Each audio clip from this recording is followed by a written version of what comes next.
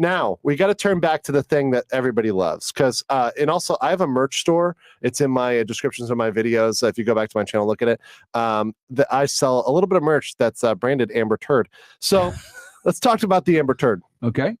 So Myron, if you were to go run into my bedroom and you were to take a shit on my bed, okay, I would do that. Yes. Is there a crime you could be charged for that?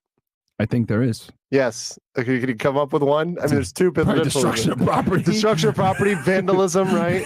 So, yeah, it's vandalism.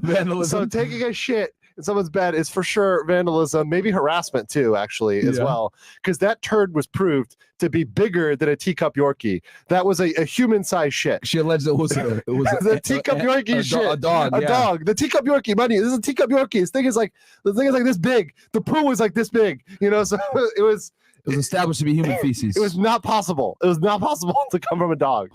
So she tried to blame it on poor Boo and Pistol, these poor dogs, and clearly human. So that could be another charge there. Yeah. You know, it's a misdemeanor, but hey, it's a criminal charge. Still a criminal charge. Yeah. And mind you, she already has her criminal record was sealed, but she did have a drunk driving charge back in the day in Texas. Yes.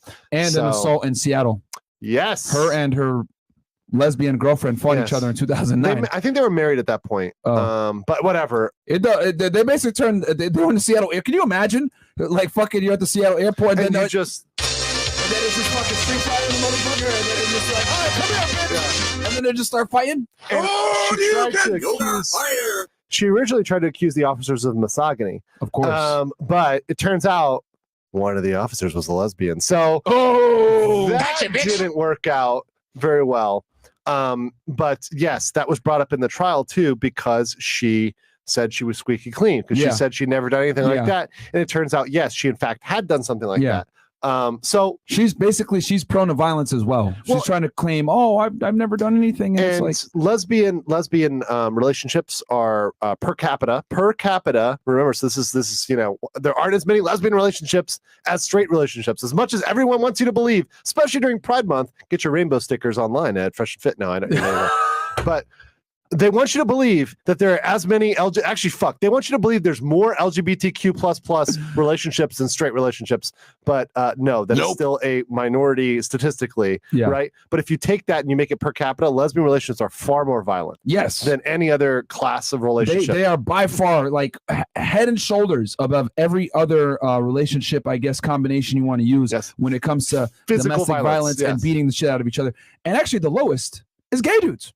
Yes. There's a reason why they call them happy. Men don't want to fuck with other men because we know we can hurt each other. Yeah. Like, it's like, men understand. We get it. It's what do they call it? Mutual destruction. Yes. Right? When you have nuclear weapons, like, you know that if I send my nuclear weapons, they're going to send their nuclear weapons and we're going to die. Men kind of operate and understand that. But women don't know that, because with women, like, they're violent. This is gonna sound fucked up. Well, no, but their violence is pussy violence, bro. It's not real. Well, also, they don't feel like there's any consequence for the violence. Like, they're not gonna get in trouble. They're not gonna go anywhere. Like, the police aren't gonna stop them. I mean, some guys might start whacking off to it, like, because they're getting turned on by it. But like, strange. Yes, you know, they're not going to actually. Nothing's gonna happen. Yeah, it's so like, yeah. And we know this from this isn't even me talking shit. Women serve 66% less time for the same exact crimes that men. It is what it is. Do. So yeah, you know, if a woman commits an act of violence, she's far less likely to do the same amount of jail time. So men inherently understand that not only are we capable of greater levels of violence and greater injury, that we're going to do more time. So with women, it's like when they fight each other, it's like, oh, whatever, fuck it, let's fight each other. And yeah, women by far are bigger perpetrators of violence than mainstream society will tell you. Right.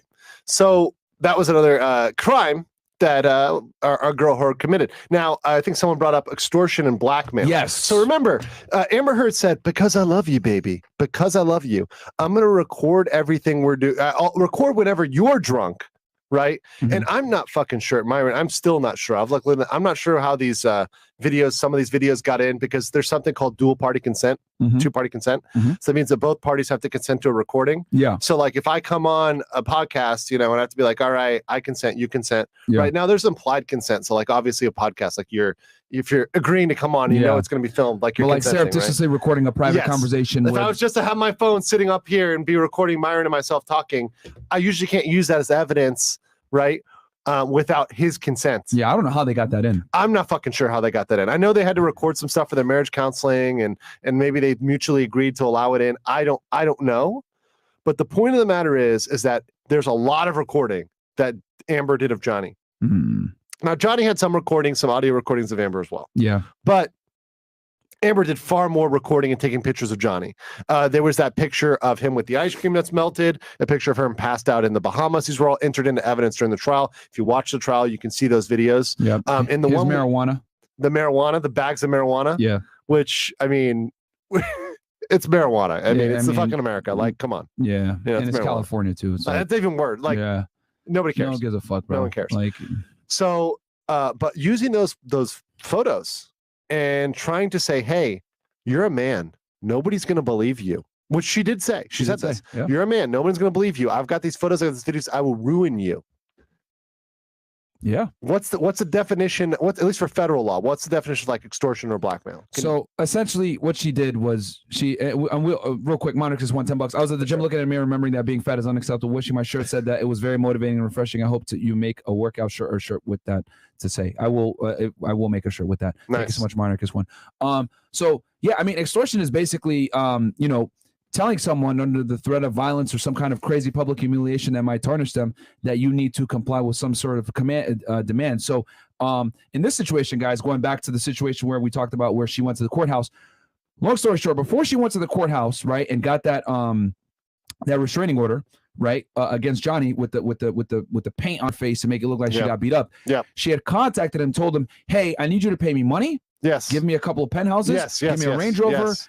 Give me an allowance. Basically, she wanted him to basically become her sugar daddy for life. Not good enough for Milan, so you had to get Johnny. So she had to get it from Johnny. So Johnny didn't respond, rightfully so. Yes. And she tried to extort him. And when she said, you're not going to comply, she went to the judge, filed this thing. Next thing you know, she's on cover of TMZ with a black guy saying that Johnny beat her up.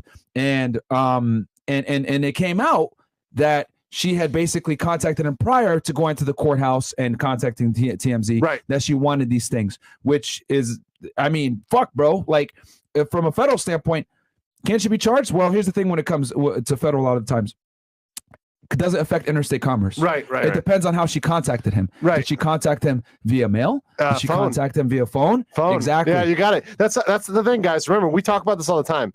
Motherfucking fraud feds are going to get you for wire fraud, right? You know, when you want to watch out, they get you for goddamn wire fraud. You pick up your phone, like you just pick up your phone. You do anything on your phone. Oh, they got you. You're using the interstate commerce because you're using a phone. We need to update that shit. I think it's 18 USC 1343. Yeah. Let me see if I'm right here. I'm actually a fan legally of like nuking the commerce clause because like it gives the federal government way too much power, but that's a separate fucking thing.